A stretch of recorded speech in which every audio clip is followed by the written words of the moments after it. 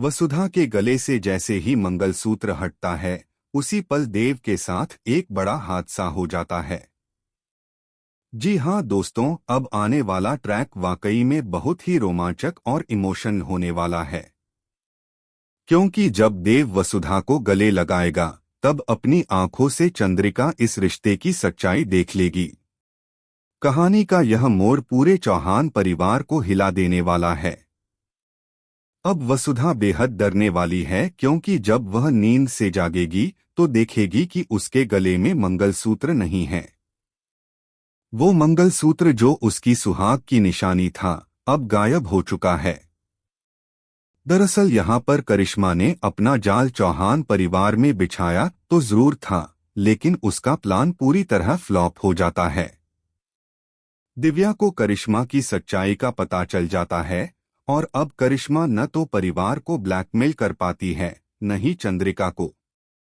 घर से निकाले जाने के बाद भी करिश्मा की नफरत खत्म नहीं होती। वो अब हनुमंत को भड़काती है अपनी ही बेटी वसुधा के खिलाफ। और जैसा कि आप सब जानते हैं, हनुमंत पहले भी अपनी बेटी की जान लेने की कोशिश कर चुका है। वही पिता जो कभी वसुधा से बहुत प्यार करता था, अब उसे देखकर नफरत से भर चुका है। हनुमंत चाहता है कि वसुधा या तो देव को भूल जाए या इस दुनिया से हमेशा के लिए चली जाए। लेकिन किस्मत को कुछ और ही मंजूर है। जब वसुधा के गले से मंगलसूत्र हटाया जाता है, उसी वक्त देव पर बड़ा संकट आ जाता है। अचानक उसके ऊपर पंखा गिरने वाला होता है। लेकिन दोस्तों, यहाँ वसुधा समय रहते देव को बचा लेती है।